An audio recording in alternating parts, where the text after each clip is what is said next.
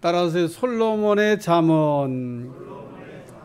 앞으로 몇 주 동안은 그 솔로몬의 잠언에 관한 말씀을 생각하면서 은혜를 나누려고 합니다. 지난 몇 주 동안은 시편에 관한 말씀을 우리가 생각하면서 고백이 참 중요하다, 이런 주제로 말씀을 이렇게 나눴는데, 잠언이라고 하는 것을 이제 우리가 읽으면서 은혜를 받으려고 합니다. 잠언을 읽으려고 하면 제일 먼저 떠오르는 게 잠언이 무슨 뜻인가 라고 하는 겁니다. 누가 잠언이 뭐냐고 이렇게 여러분에게 물어본다면 잠언에 대해서 뭐라고 대답을 하시겠습니까? 잠언이 뭐예요? 가령 욥기, 요나, 이사야, 예레미야, 에스겔, 다니엘, 이런 성경의 책 제목은 저자가 사람의 이름입니다. 그러니까 이 잠언도 사람 이름인가? 잠언이라고 하는 사람 이름 아닙니다. 이 잠언의 잠자는 찌를 짬이라고 하는 잠을 쓰게 되는데, 그리고 말씀은 자, 찌르는 그 말씀이다, 그런 얘기입니다. 바늘로 찌르는 듯한 그런 말씀, 정곡을 찌르는 말씀, 무디어진 마음을 찔러서 잠에서 깨어나게 하는 말씀이라고 하는 뜻이 잠언입니다. 따라서 우리가 잠언의 말씀을 읽게 되면 어리석은 사람, 미련한 사람, 불통한 사람이 지혜로운 사람, 슬기로운 사람, 형통한 사람이로 된다는 겁니다. 요즘 사람들은 돈만 있으면 잘 산다고 생각을 하고 행복할 거라고 이렇게 생각을 하는데, 사실은 돈이 많아지면 부자가 되는 거지 잘 사는 거나 행복한 거와는 별 사실은 상관이 없습니다. 또 그렇다고 그러면 가난하면 잘 살고 행복하고 부자로 사는 거는 다 못 사는 거고 불행한 거냐? 그런 건 아닙니다. 성경에 나오는 그 믿음 생활 잘하는 분들이 다 부자예요. 근데 믿음 생활도 잘하고 또 부자였는데도 잘 살았습니다. 오늘 그러므로 우리가 잘 살고 행복하기 위해서 필요한 게 뭐냐? 그게 잠언이라는 겁니다. 잠언은 우리에게 지혜와 훈계와 근신에 관한 말씀을 주기 때문에 우리가 이 말씀을 잘 받아들이면 그 잘 사는 사람, 행복하게 사는 사람, 형통한 사람이 된다, 그런 얘기입니다. 지혜는 크게 세 가지로 나누어서 설명할 수 있는데, 첫째는 고난의 지혜, 둘째는 허무의 지혜, 셋째는 형통의 지혜라고 하는 게 있습니다. 우리가 고난을 만났을 때 어떻게 해야 되나, 또 우리가 어떻게 하면 고난을 극복할 수 있냐, 이런 걸 다루고 있는 게 고난의 지혜인데, 욥기를 읽어보시면 됩니다. 우리가 인생을 살면서 허무하다, 허무해, 아무것도 아니네, 그러면서 허무병에 빠질 때가 있는데, 어떻게 우리가 허무병을 극복하고 또 이 문제를 해결할 수 있냐, 이런 것들을 다루고 있는 게 전도서입니다. 또 우리가 그 인생을 어떻게 하면 잘 살 수 있고 행복하게 살 수 있고 형통하게 살 수 있느냐, 이런 것을 다루고 있는 말씀이 잠언이다, 그런 얘기입니다. 잠언은 특징이 있는데, 일반적인 격언이나 속담을 보면 길어요, 길어. 그런데 잠언은 아주 짤막짤막하게, 아주 간단 명료하게 우리에게 찌르는 듯한 말씀을 제공해 주는 특징이 있습니다. 잠언 1장 1절, 다윗의 아들 이스라엘 왕 솔로몬의 잠언이라. 잠언은 우리가 안 대로 저자가 여러 명입니다. 솔로몬이 다 쓴 게 아니에요. 그런데 잠언의 저자가 솔로몬이다, 이렇게 이름을 붙여놨어요. 그거 아닌데? 이런 분이 있습니다. 그래도 잠언 1장 1절에 잠언의 저자는 솔로몬이다 그랬으니까 솔로몬이다. 근데 왜 솔로몬이라는 이름을 그걸 갖다 붙였냐? 솔로몬이 당대 제일 유명한 사람이에요. 그러니까 제일 유명한 사람 이름을 따가지고 솔로몬의 잠언이라 그렇게 얘기했습니다. 왕상 4장 32절에서 34절, 그가 잠언 3000가지를 말하였고 그의 노래는 1005편이며 그가 또 초목에 대하여 말하되 네바논의 백향목으로부터 담에서 나는 우슬초까지 하고, 그가 또 짐승과 새와 기어다니는 것과 물고기에 대하여 말한지라. 사람들이 솔로몬의 지혜를 들으러 왔으니 이는 그의 지혜의 소문을 들은 천하 모든 왕들이 보낸 자이더라.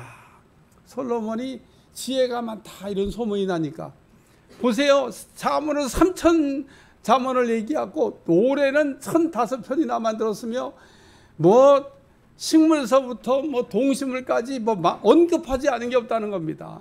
이야, 참 그렇게 아주 명쾌하게 통쾌하게 그렇게 어떤 거에 대해서 전곡을 찌르는 듯한 말씀을 전해준 사람 누가 있냐? 아유, 솔로몬이다. 그래서 오늘 잠언 1장 2절에서 5절에 오면 잠언을 읽는 목적에 대한 말씀을 하고 있는데, 이는 이 지혜와 훈계를 알게 하며 명철의 말씀을 깨닫게 하며 지혜롭게 공의롭게 정의롭게 정직하게 행할 일에 대해 훈계를 받게 하며 어리석은 자를 슬기롭게 하며 젊은 자에게 지식과 근신함을 주게 한 것이니, 지혜 있는 자는 듣고 학식을 더할 것이요 명철한 자는 지략을 얻을 것이라.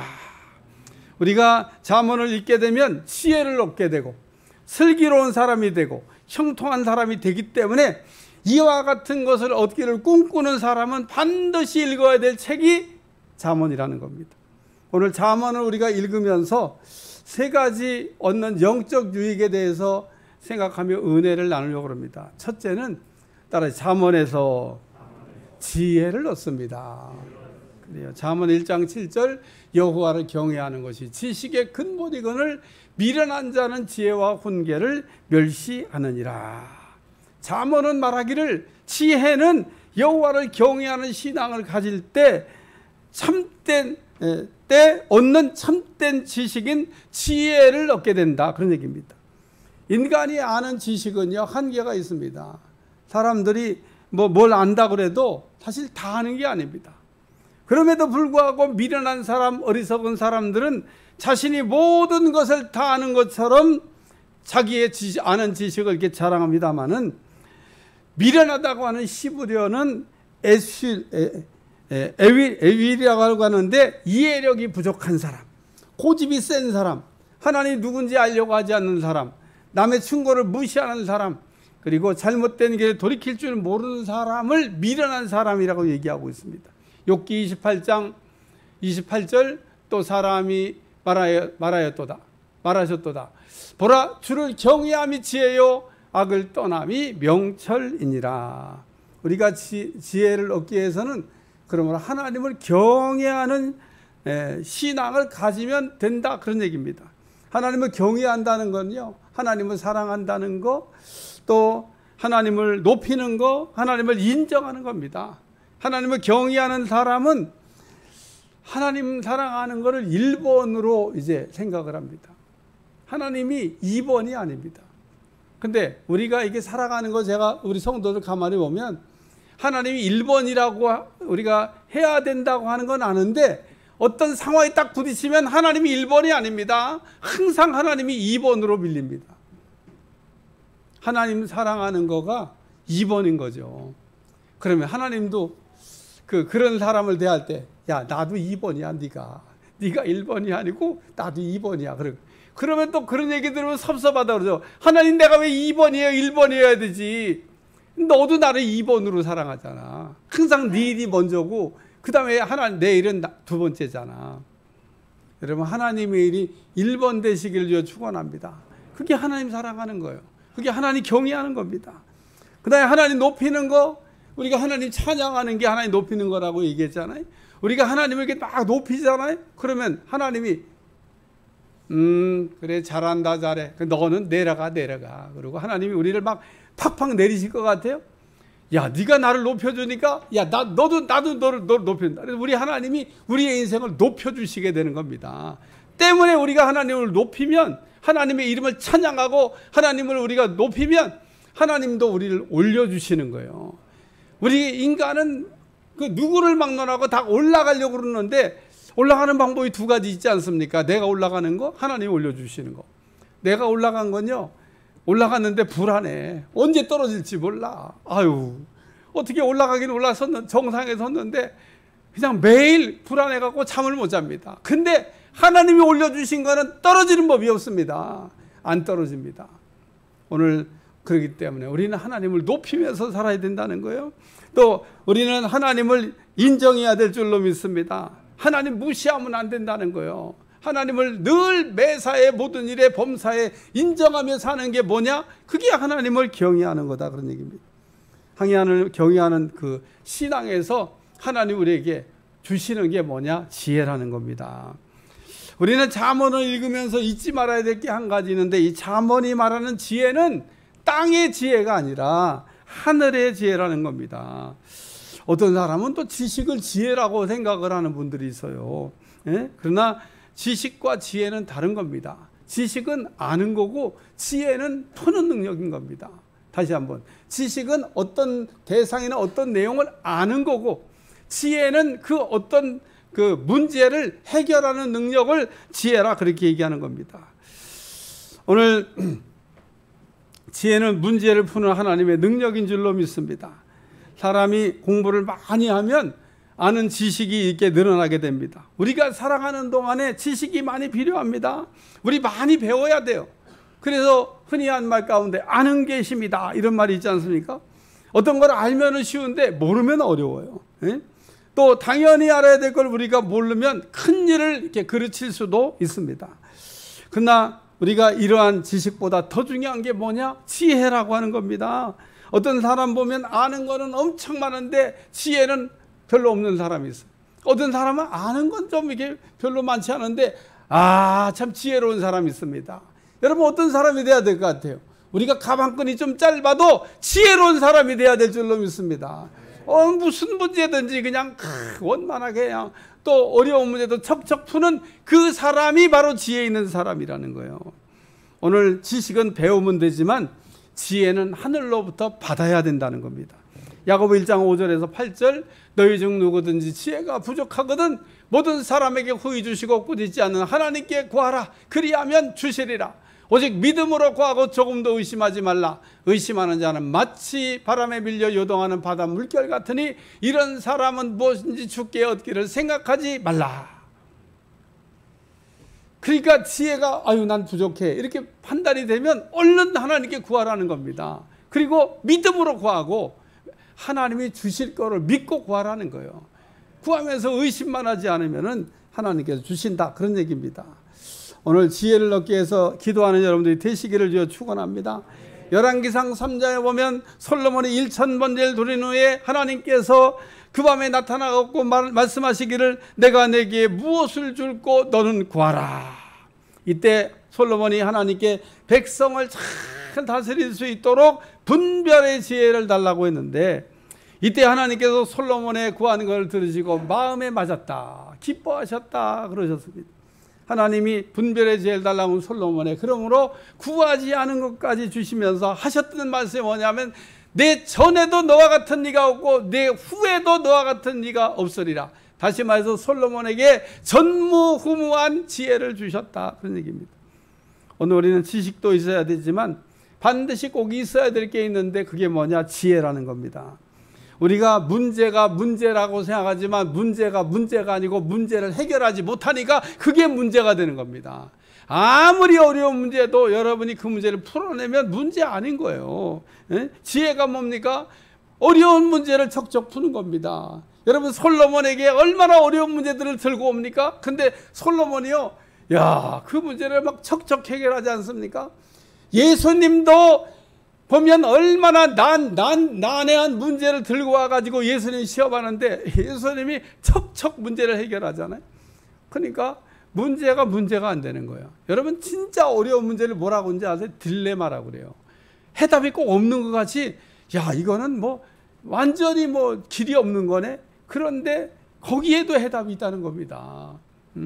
여러분, 지혜가 있기를 주여 축원합니다. 옛날에 어느 왕이 세자비를 얻어야 되겠는데 방을 붙였어요. 그랬더니 전부 다 왕비가 되겠다고 그냥 구름대같이 벌떼같이 사람들이 몰려왔는데 예선전 해가지고 다 탈락하고 10명 남았습니다. 이 10명 남은 이제 세자빈 간택 후보들에게 임금이 쌀 조금씩 담아주면서 이것 가지고 한 달 동안 딴 거 먹으면 안 되고 이것만 가지고 한 달 동안 먹고 와라, 그렇게 얘기했습니다. 그때 이제 지엄한 왕명이니까 세자빈이 또 돼야 되니까 그 왕이 하사한 그 한 달 먹기에는 아주 부족한 그 소량의 쌀을 가지고 와서 어떤 사람은 이걸 가지고 어떻게 한 달을 살라는 거냐 그래가지고 죽을 끓여 뭐 죽. 예? 죽을 끓여가지고 그냥 죽은 조금만 해도 되잖아. 죽을 끓여갖고 한 달을 먹고 또 어떤 사람은 10등분으로 나눠가지고 다 나눠고 그거 가지고 매일 먹고 살고 그래가지고 왕이 한 달 만에 돌아오래도 돌아가는데 다 피골이 상접해. 한 달 동안 굶어가지고 근데 딱 한 사람 얼굴이 토실토실하고 그냥 얼굴에 윤기도 나고 거기다가 머리에다 뭐 하나 이거 오는데 떡시로 하나 메고 이게 들어오는 겁니다. 그래야 임금이 너는 어떻게 근데 뭘 이게 들고 오는 거냐 했더니 아 임금님이 하산 그 쌀로 떡을 만들어 가지고 시장 가서 팔아 가지고 매일 팔고 또 나오면 또 갖다 만들어 또 팔고 이러다 보니까 한 달 동안 시커 먹고 그리고 또 남아서 떡 만들어 갖고 이게 왔습니다. 이게 지혜라는 겁니다. 이게 2차 대전 때 한번 제가 예화로 썼던 얘기입니다. 그 유대인들이 막 독일에서 소련으로 이렇게 피신을 했는데 독일에서 소련에 뭐라고 했냐면 그 영주권 없는 애들 잡아서 이렇게 보내면은 투당 얼마씩 줄게. 그러니까 갑자기 막 소련에서 그 유대인인데 영주권을 갖고 있지 않는 유대인들을 색출하기 시작했습니다. 어느 날 영주권이 없는 유대인과 영주권이 있는 유대인이 같이 이렇게 길을 가고 있는데 딱 검문을 하고. 그러니까 예, 그 친구가 기도했습니다. 하나님 지혜를 주시옵소서. 하나님 딱 지혜를 줬는데 뭐라고 줬냐면 영주권 가진 네가 뛰어라. 그래가지고 막 그 앞에 검문하고 막 영주권 가진 다 뛰어가니까 누구 잡으러 갔겠어요? 영주권 가진 사람 잡으러 갔죠. 한참 뛰니까 이제쯤 도망갔겠지 생각해가지고 이따가 이제 멈춰. 왜 도망가냐 그러니까 보니까 영주권도 있잖아요. 왜 도망가냐? 아 그냥 뛰고 싶어 뛰었다고. 그래가지고 위기를 넘겼다는 겁니다. 오늘 이게 지혜입니다. 지혜. 오늘 하나님을 경외하는 사람에게 하나님께서 지혜를 주실 줄로 믿습니다. 두 번째 잠언으로 훈계를 한다는 겁니다. 잠언 1장 8절에 9절 내 아들아 내 아비의 훈계를 들으며 내 어미의 법을 떠나지 말라. 이는 내 머리에 아름다운 간이요 내 목에 금사슬이니라. 아비의 훈계를 듣고 내 어미의 법을 떠나지 말라고 하는 그게 지혜라는 겁니다. 어리석은 사람의 특징은 뭐냐? 훈계 듣는 거를 싫어합니다. 요즘 우리가 사는 세대를 훈계하지 않는 세대라고 말할 수 있습니다. 왜 비싼 밥 먹고 요구도 먹냐 그런 얘기죠. 이웃에 대해서 관심 없어. 옛날에는 젊은 아이들이 좀 그 불량한 행동을 하면 야야야야 너 와봐 그래갖고 그런 거 하면 안 되지. 근데 죄송한데 나도 좀 난 용기를 내서 해야 되는데 목사인 나도 하기가 좀 자신이 없어요. 예? 여기 동네 저녁 때 한 바퀴 돌면 막 이러는데 그것도 남자든 여자가 막 젊은 이러는데 아유 내 불러갖고 한마디 훈계하고 싶은데 훈계를 들을 것 같지가 않아요. 들을 것 같지. 홍길동전에 보면 길동이하고 호피가 도사한테 무술 배우러 올라갑니다. 근데 이 도사가 길동이하고 호피한테 무술 가르칠 생각은 안 하고 맨날 마당 쓰려고 그러고 물기로 오라고 그러고 장작 패라고 그러고 그래가지고 그 길동이하고 호피가 매일 그 일하다가 호피가 열받았어. 내가 무술 배우러 왔지 장작 패러 왔냐 물기로 왔냐 승질난다 나는 하산한다 그러고 호피는 내려가고. 근데 길동이는 계속 말을 잘 들었잖아요. 계속 스승이 시킨 대로 마당 쓸고 또 물기로 오고 장작 패고. 근데 도사가 그 일을 시킨 이유가 있습니다. 두 가지야. 저놈이 내 제자가 될 감인지 한번 보자. 그리고 테스트한 거고 또 하나는 그게 무술의 기초 체력이라는 겁니다. 기초 체력. 우리나라 히딩크가 그냥 축구선들 맨날 체력만 강화했잖아요. 우리나라 축구가 옛날에 뒷심이 부족해서 맨날 후반전 가면 헤맸잖아. 체력 보강을 하니까 그냥 전후반을 막 전선으로 떼어가지고 우리가 그때부터 이게 체력 보강을 해야 되는구나. 길동이가 그래가지고 도사한테 무술 다 배우고 도사가 하산하라. 더 이상 가르칠 게 없다. 그래갖고 내려왔다는 거 아닙니까? 오늘 우리가 잘못된 일에 대해 지적을 받을 때 책망을 감사로 받는 여러분들이 되시기를 주여 축원합니다. 우리가 한 대로 책망을 감사로 받지 못하는 사람은 그 다음에 가르칠 게 없어요. 뭘 가르쳐요? 지금 하는 얘기 듣고 싶지 않다는데. 요즘 젊은이들이 회사에 들어가면요, 바로 일 안 가르쳐주고 막 허드렛 일 시킵니다. 그러니까 에이, 이 회사 못 다니겠다 그러고 뛰쳐나옵니다. 왜? 아니, 어떤 회사에도 들어가자마자 그냥 그 업무 다 저기 막 인수인계해주고 일 시키는 회사가 어디 있어요? 회사에 들어오면 이 친구가 우리 교회 그냥 오래오래 잘 다닐 건지, 그리고 이렇게 한번 보기도 할 겸 그 뭐 가벼운 일 이렇게 시키면서 몸 푸는 거죠. 근데 내가 뭐 이런 거 하러 왔냐 그러고, 그 내가 명색이 어디까지 공부했는데, 그러고 하다가 보면 뛰쳐나가. 왜 우리가 발전이 없냐? 훈계를 우리가 싫어하고 책망 듣는 것을 못 견뎌야 하기 때문에 그렇다는 겁니다. 우리가 한 번에 잘못된 길로 가는 사람은 없다고 얘기하잖아요. 여러 번 이게 뭔가 위험 신호가 오고 감지 신호가 오는데 우리가 그때마다 그거를 무시했기 때문에 그런 거다. 그러니 돌이킬 기회도 있고 또 무사할 기회도 있었는데 그렇지 않은 거죠. 잠언 1장 33절, 오직 내 말을 듣는 자는 평안히 살며 재앙이 두려움이 없이 안전하리라. 다시 한번, 오직 내 말을 듣는 자는 평안히 살며 재앙의 두려움이 없이 안전하리라. 경영학에서 나오는 말인데, 옛날에는 눈의 리더십 그랬는데 요즘은 귀의 리더십이라는 말을 쓴답니다.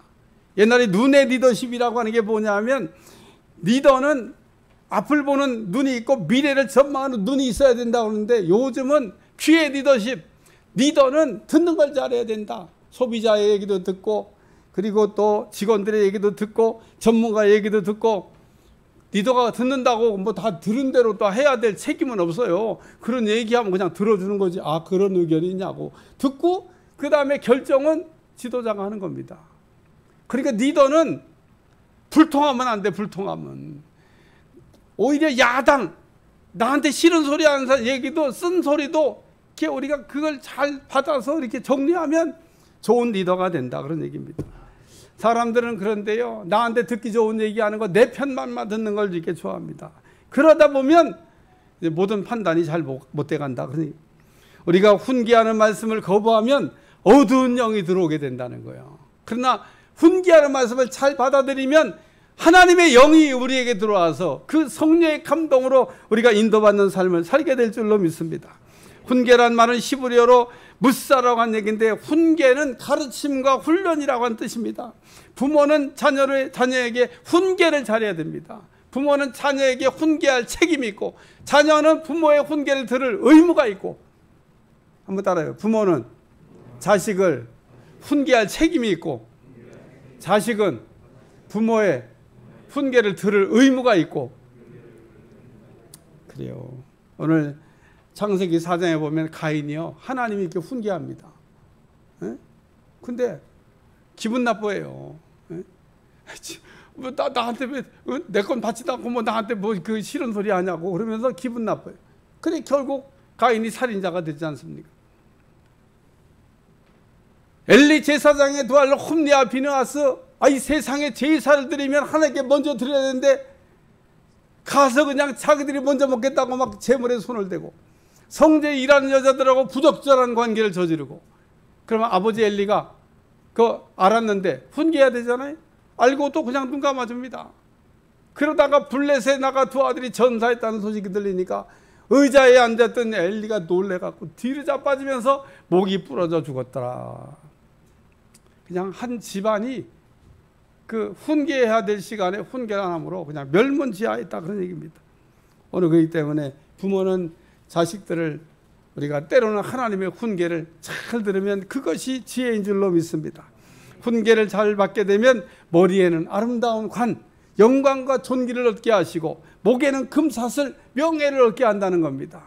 요셉이 바로 왕에게 목에 금사슬을 걸었는데 그게 명예를 얻은 거예요. 최고의 명예를 얻은 겁니다. 오늘 우리가 훈계를 잘 받게 되면 그러므로 머리에는 관을, 목에는 금사슬을 걸어주시는 은혜가 임하게 될 줄로 믿습니다.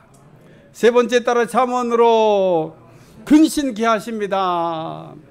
근신이라는 말은요, 헬라어로 네포라고 하는 말을 쓰는데, 근시라는 말은 본래 군사적인 용어라 그럽니다.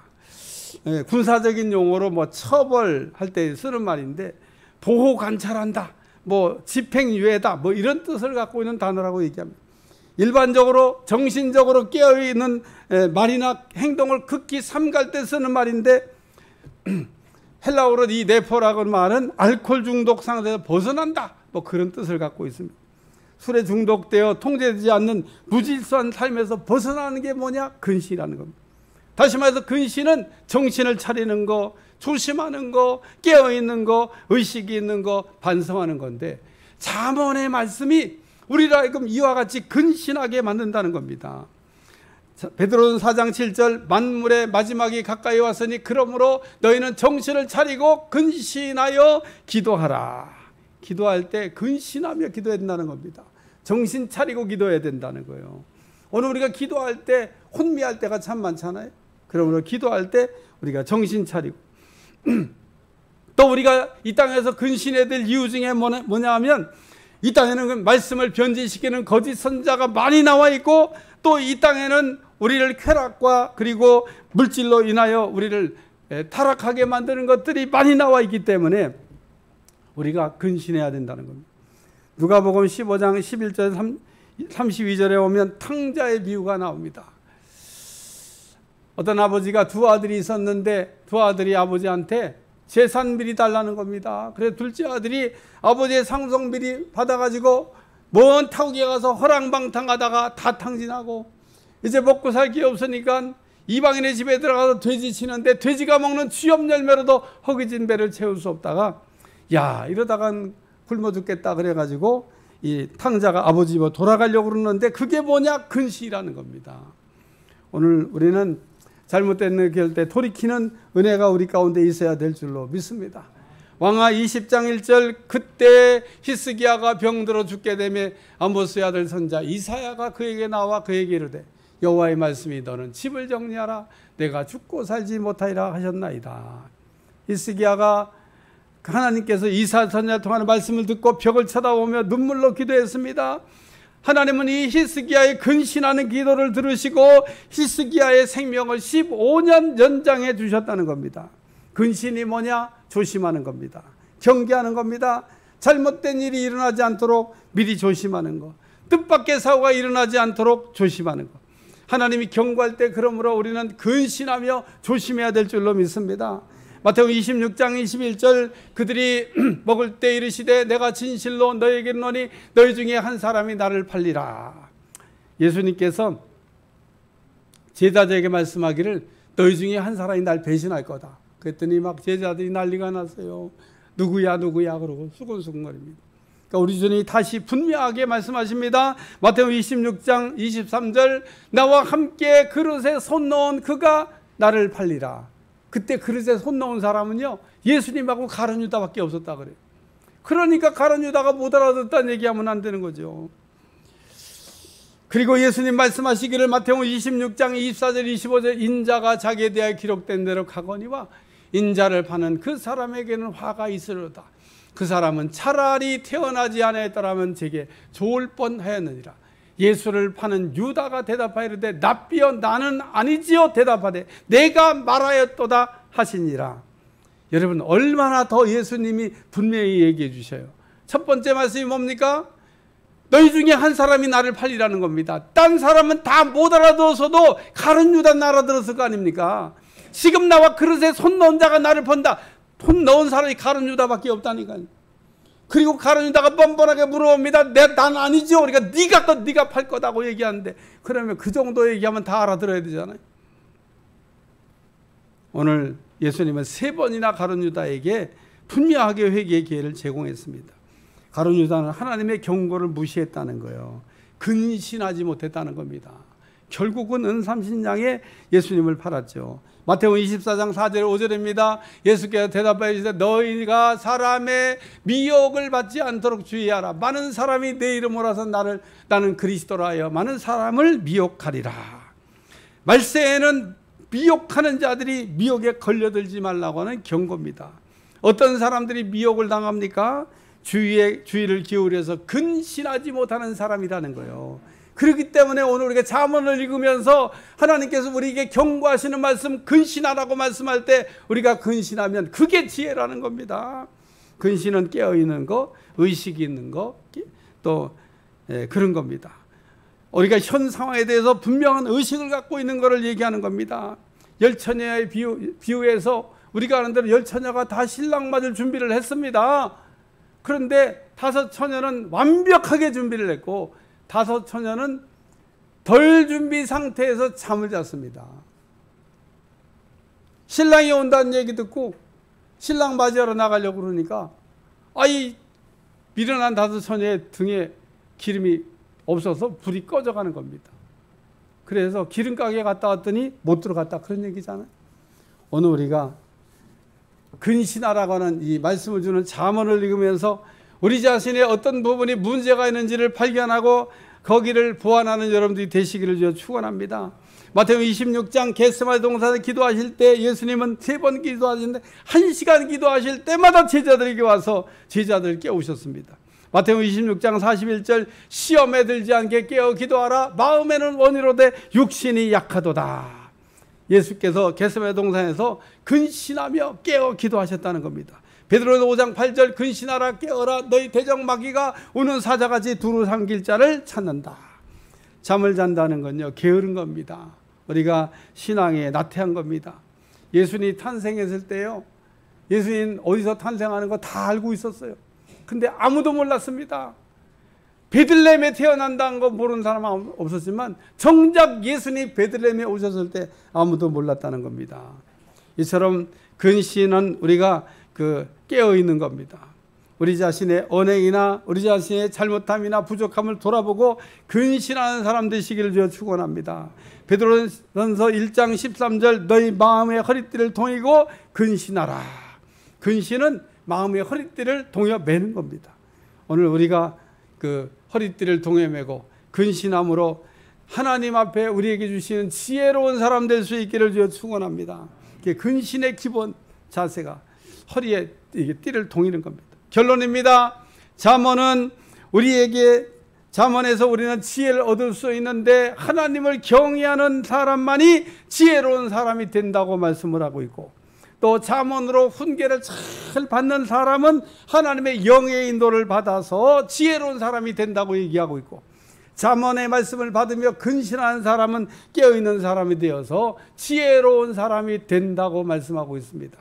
오늘 잠언의 말씀을 통해서 여러분이 어떻게 하면 잘 사는지 또 형통한지 또 하나님 기뻐하는 사람이 될지를 얻는 귀한 복된 시간 될 수 있기를 주님 축원합니다.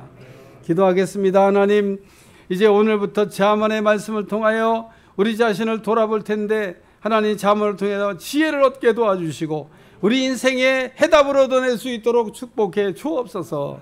예수님의 이름으로 기도합나이다. 아멘.